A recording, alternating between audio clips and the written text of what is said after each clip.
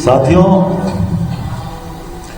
अभी 2-3 दिन से मीडिया में और समूचे छत्तीसगढ़ में एक बड़ा इशू पे बहस छिड़ी हुई है, चर्चा छिड़ी हुई है।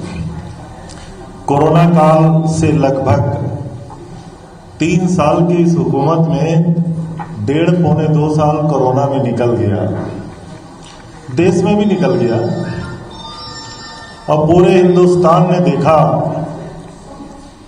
कि कितने लोगों के रोजी रोटी और रोजगार देश में छीन लिया गया।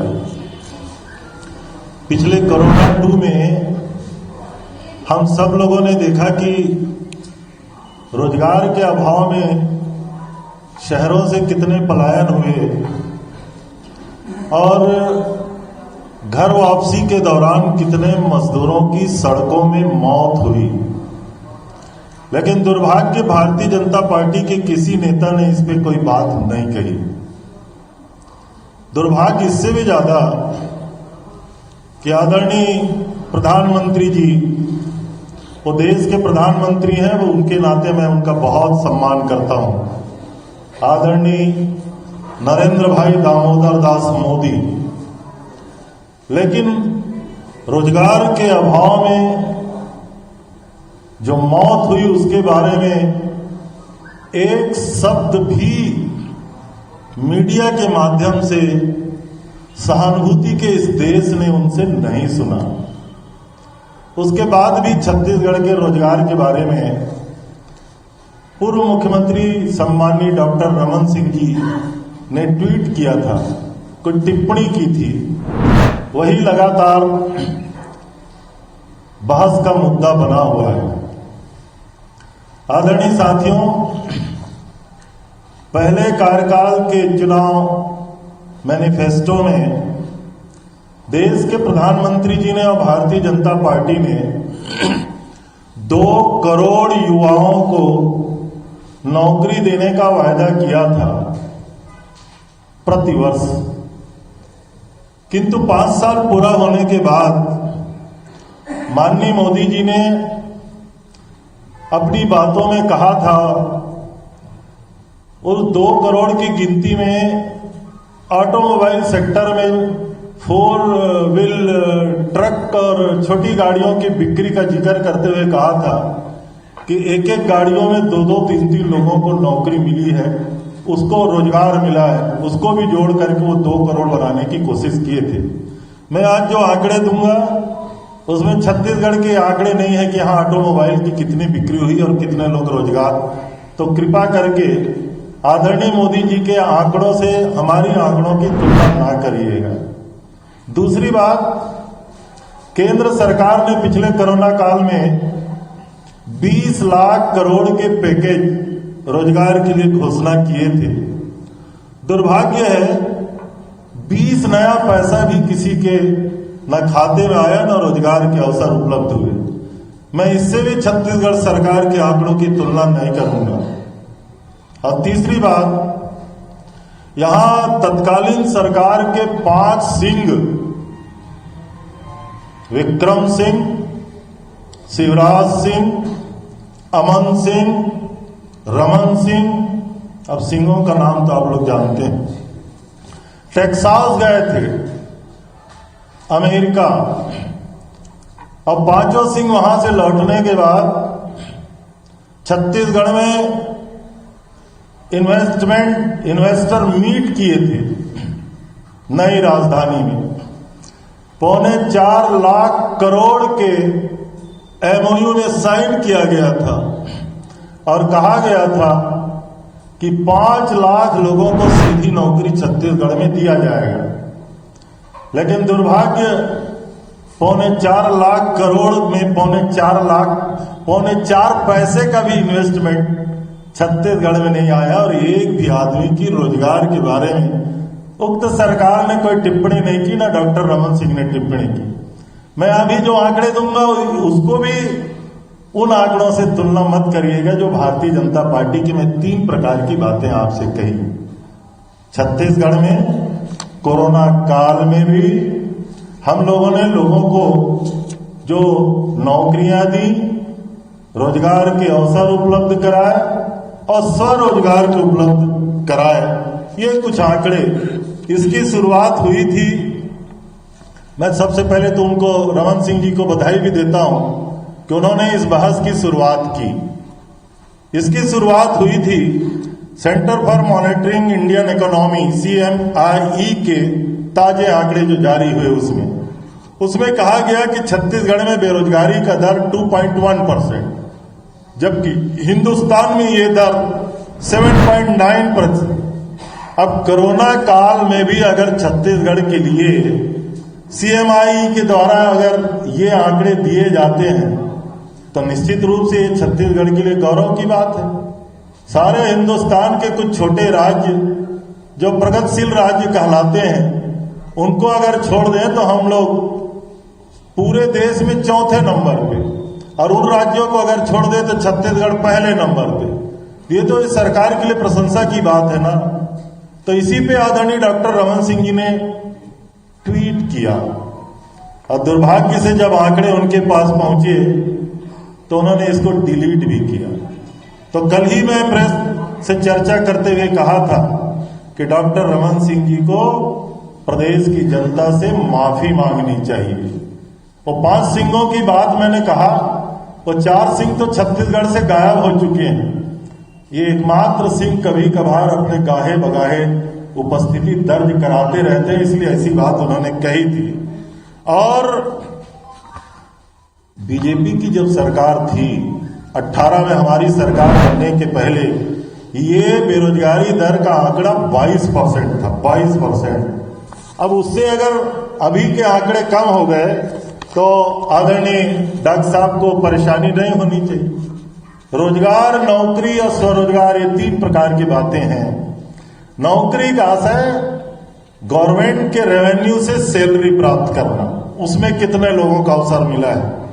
रोजगार का आशय सरकारी योजनाओं से कितने लोगों के लिए एम्प्लॉयमेंट जनरेशन हुआ है।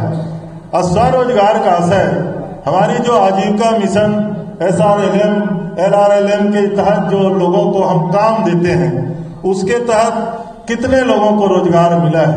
ये 3 अलग अलग प्रकार के आंकड़े हैं जिसको मैं आपके सामने रखना चाहता हूं। छत्तीसगढ़ में सबसे पहले अनुकंपा नियुक्ति की बात जिसकी चर्चा हो रही है, लगभग 3700 अनुकंपा नियुक्तियां दी गई हैं, जिसमें 3000 से अधिक तो केवल शिक्षा विभाग की। और आदरणीय मुख्यमंत्री जी ने कोरोना काल में यह आदेश किया था कि जिन जिन शासकीय सेवकों की मृत्यु कोरोना के काल में कोरोना के कारण हुई, उसमें एक भी दिवस की देरी नहीं होनी चाहिए।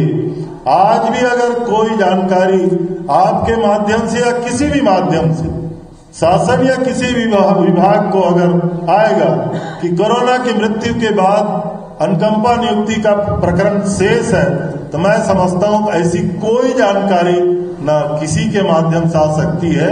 तो ये सबसे पहली बात है जो ये कोरोना काल में हम लोगों ने लोगों की मदद की है। लगभग व्यावसायिक परीक्षा मंडल के माध्यम से 1100 से आसपास, PSC के माध्यम से 3000, टीचर्स की भर्ती 14,580, प्रोफेसर्स की भर्ती, CSEB की भर्ती 3000, हेल्थ डिपार्टमेंट की भर्ती 4000 और चंदूलाल मेडिकल कॉलेज में 1000 विज्ञप्ति हो चुका है। पुलिस डिपार्टमेंट में बस्तर फाइटर सहित 8292 इस प्रकार की नियुक्तियां जारी हुई हैं। इसको तो कोई भी देख सकता है अगर वहां नियुक्तियां हुई हैं। हमने अगर इस प्रदेश में 4 नए जिले बनाए तो वहां नियुक्तियां हुई, कोई भी किसी को भी मालूम हो सकता है। हमने अगर प्रदेश में 5 नए संभाग अनुविभाग बनाए तो वहां जो नियुक्तियां की हैं, हमने 72 नई तहसीलों का गठन किया। अब एक तहसील में तहसीलदार तो नियुक्तियां PSC के माध्यम से होती है, लेकिन उसमें प्यून का काम है, डाटा एंट्री ऑपरेटर का काम है, उसमें चौकीदार का काम है, उसमें कई प्रकार के 4-4, 5-5, 6-6, 7-7 नियुक्तियां, 10 तक की नियुक्तियां होती हैं। 3 नियुक्तियों के आंकड़े को अगर आप जोड़ेंगे, छत्तीसगढ़ में हमने 172 स्वामी आत्मानंद अंग्रेजी माध्यम की स्कूल खोले हैं। वो शिक्षकों के पद डेपुटेशन से और संविदा की भर्ती की गई है, लेकिन एक एक स्कूल में तृतीय और चतुर्थ क्लास के 8-8, 10-10 लोगों की जो भर्तियां की गई हैं, अगर इसी को हिसाबेंगे तो 1000 से ज्यादा नौकरी केवल स्वामी आत्मानंद स्कूलों में हो सकती है। ये नियमित भर्तियां हैं। इसके अलावा लगभग 2,50,000 अनियमित भर्ती, जिसको प्लेसमेंट के बहाने भी के माध्यम से भी कह सकते हैं, इसकी भी सैलरी गवर्नमेंट के ट्रेजरी से जाती है। हम लोगों ने जो नियमितीकरण का काम किया है, अर्बन डेवलपमेंट में किया है, एजुकेशन में किया है, शिक्षा कर्मियों का किया है, उसमें लगभग 1.5 लाख लोगों की सीधी भर्ती हुई है। रेवेन्यू के जो राजस्व विभाग है, विभिन्न जिलों में जो हम लोगों ने पुनर्गठन और गठन किया है, उसमें 500 से अधिक की भर्तियां हम लोगों ने की है। ये सीधी नौकरियां 5 लाख के आंकड़े के आसपास जो कहा गया है उसके करीब है। मैं बिल्कुल आंकड़े में ये नहीं कहना चाह रहा हूं हमने 5 लाख किया तो 4,99,000 से कुछ ज्यादा या कम है, उसके करीब है। मैं उन आंकड़ों के बारे में भी इसीलिए पहले कहा कि भारतीय जनता पार्टी के कार्यकाल में रोजगार छीनने का जो काम हुआ और जो उन्होंने 2 करोड़ लोगों को रोजगार देने का काम किया, उससे तुलना नहीं करना है। कुछ आंकड़े कम या ज्यादा हो सकते हैं, जैसे मैंने अनुकंपा नियुक्ति के आंकड़े कहा 3,200, अगर मैंने कहा तो 3,100 या 3,300 हो सकता है, लेकिन आंकड़े इसके करीब है जो हम लोगों ने सीधी नियुक्तियां दी हैं। इसके अलावा रोजगार के जो काम होते हैं, सरकारी जो योजनाएं होती हैं, उसमें सबसे महत्वपूर्ण काम छत्तीसगढ़ को माइनर फॉरेस्ट प्रोड्यूस के कलेक्शन में केंद्र सरकार ने लगभग 25 पुरस्कार दिए। इससे हम लोगों ने जो तेंदुपत्ता संग्राहक और माइनर फॉरेस्ट प्रोड्यूस के संग्राहकों को अगर जोड़ दें तो सीधा जो रोजगार लोगों को मिला है, 14 लाख परिवार सीधे इससे जुड़ते हैं, जिसको सरकारी योजनाओं से सीधा लाभ मिला है। हमारी गोधन न्याय योजना की चर्चा सारे हिंदुस्तान में हो रही है। पार्लियामेंट की कई कमेटियों ने आके भी देखा है, कई गोठान में 8-8, 10-10 एसएचजी की महिलाओं की समितियां काम कर रही हैं, और टोटल वर्कफोर्स अगर महिलाओं की सेल्फ हेल्प ग्रुप की अगर आप जोड़ेंगे तो ये लगभग 80,000 के आसपास महिलाओं का ग्रुप होता है जो रोजगार से सीधे जुड़ चुके हैं। तो ये जो हमारे रोजगार के अवसर है, इससे मैं उनको नहीं जोड़ रहा हूं जो महात्मा गांधी रोजगार गारंटी योजना में सारे हिंदुस्तान में छत्तीसगढ़ 26 लाख मैन डेज मानव दिवस कायम करके 26 लाख मानव दिवस कायम करके छोटा राज्य होने के बावजूद सारे हिंदुस्तान में रोजगार देने में सबसे पहला नंबर था। उसको मैं नहीं जोड़ रहा हूं। ये वो आंकड़े हैं जो सीधे नए सृजन किए गए रोजगार है। वो तो मानव दिवस है, केंद्र सरकार के सपोर्ट से महात्मा गांधी रोजगार गारंटी योजना में राशि मिलती है, लेकिन उसको भी अगर हम 26 लाख गरीब मजदूरों तक जोड़े हैं तो अपने आप में ये छत्तीसगढ़ का निश्चित रूप से ये आंकड़े जो है वो हमारा गौरव बढ़ाती है। और तीसरा जो महत्वपूर्ण बात है, स्वरोजगार की योजनाएं, जैसा कि मैं पहले भी कह चुका हूं, हम लोगों ने छत्तीसगढ़ में आजीविका मिशन और कौशल प्रशिक्षण उन्नयन के तहत 39,000 से अधिक लोगों को इन 3 सालों में प्रशिक्षित किया है, 39,000, और उसमें से 21,000 से अधिक लोगों को सीधे रोजगार से जोड़ने का काम इस सरकार ने किया है। भारतीय जनता पार्टी के लोग जो है आज परेशान हैं। कोई नेता एक दूसरे के खिलाफ इनके सारे लड़ते रहते हैं, पूरी गुटबाजी भारतीय जनता पार्टी में आज दिख रही है। इनके बड़े बड़े नेता कहते हैं, नंद कुमार साय जी ने कहा कि भारतीय जनता पार्टी का काम जिस तरह से आज चल रहा है आने वाले चुनाव में रसातल में जाएगी। तो भारतीय जनता पार्टी इसी दिशा में अपना कदम बढ़ा रही है और हमारी सरकार जो है भूपेश बघेल जी के नेतृत्व में सबसे अच्छा काम कर रही है सभी क्षेत्रों में। आज हमारे प्रदेश में राजीव गांधी किसान न्याय योजना के माध्यम से लगभग 80,000 करोड़ रुपया किसानों के जेब में गया है, और जितने हम लोगों ने वादा किए थे अधिकांश वादा पूरा हो गया है। किसानों का कर्जा माफ, बिजली का बिल हाफ, सिंचाई का टैक्स माफ, धान का 2500 रुपया इस साल 2540 रुपया मिल रहा है, यूनिवर्सल पीडीएस में सभी को राशन कार्ड, एपीएल वालों को भी दे रहे हैं, बीपीएल वालों को भी दे रहे हैं। जो एपीएल वाले हैं उनको भी रियायती दर में 10 रुपया में चावल दे रहे हैं, गरीबों को 1 रुपया में दे रहे हैं। हमारी सारी योजनाएं आज छत्तीसगढ़ की जनता के सामने हैं और छत्तीसगढ़ की जनता ने भाई भूपेश बघेल जी के नेतृत्व में विश्वास व्यक्त किया है और आगे भी विश्वास व्यक्त करेगी। निश्चित रूप से एक अच्छा काम हमारे छत्तीसगढ़ में हो रहा है, लेकिन भारतीय जनता पार्टी के पास कोई मुद्दा है ना विजन है, इसलिए इस तरह की अनर्गल बातें वो करते रहते हैं। मनरेगा में जिस तरह का रोजगार का सृजन हुआ उसमें पूरे देश में हम लोग पहले नंबर में आए हैं। वन विभाग में जो हमारे रोजगार के अवसर उपलब्ध हुए हैं, लोगों को लाभांश जिस तरह से वितरण किया जा रहा है, तेंदुआ पत्ता से लेके सारे हमारे वनोपजों का जो 9 वनोपज होता था वो बढ़ के 52 हो गए हैं। उनसे जो हमारे आदिवासी क्षेत्रों में लोगों का रोजगार सृजन हो रहा है। हमारे नगरीय निकाय क्षेत्र में सफाई कर्मियों का हम लोगों ने उसको अच्छा काम दिया है और 20,000 से ज्यादा स्वच्छता कर्मियों को हम लोगों ने हमारे 3 साल में रोजगार का नए रोजगार के अवसर उन लोगों को दिया है।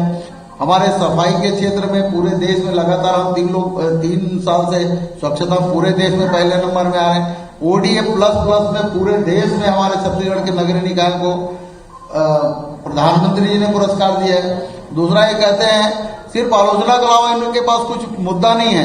ये कहते हैं प्रधानमंत्री आवास का अच्छा काम नहीं हो रहा है। आपको बता दें नगरीय निकाय में प्रधानमंत्री आवास में सबसे अच्छा गुणवत्ता का काम करने का पुरस्कार हमारे प्रधानमंत्री जी ने हमारे स्टेट को दिया है और ऊपर से कहते हैं कि आप अच्छा काम नहीं कर रहे हो। तो इनके पास भारतीय जनता पार्टी के पास ना कोई मुद्दा है ना विजन है, इसलिए इस तरह का अनर्गल आरोप लगाते रहते हैं। छत्तीसगढ़ की जनता इस बात को समझ चुकी है और आने वाले साल में ये अभी तो 14 सीट में, आने वाले साल में 8-10 सीट से कम नहीं आए, कम उससे भी कम में सिमट जाएंगे। हमारे नौजवान साथी विकास जी से भी चाहूंगा। बहुत धन्यवाद भैया। बहुत विस्तार से दोनों बहुत ही वरिष्ठ मंत्री आदरणीय रतन चौबे जी, डॉक्टर शिव कुमार डहरिया जी ने सरकार की योजना से साथ साथ सभी चीजों को विस्तार से बताया और युवा लोगों के लिए तो सबसे बड़ा योगदान इस सरकार का रहा भूपेश बघेल जी की कांग्रेस की सरकार का, जिसमें 5 लाख से भी ज्यादा लोगों को रोजगार मिले। और सबसे इसमें बड़ी बात यह है कि 3 साल की सरकार में 6 महीने पहले के 6 महीने तो लोकसभा चुनाव की आचार संहिता में चले गए। आसपास से जुड़ी खबर और हो रहे भ्रष्टाचार की जानकारी आप हमें व्हाट्सएप या कॉल के माध्यम से इस नंबर पर भेज सकते हैं। विज्ञापन के लिए भी आप हमसे संपर्क कर सकते हैं।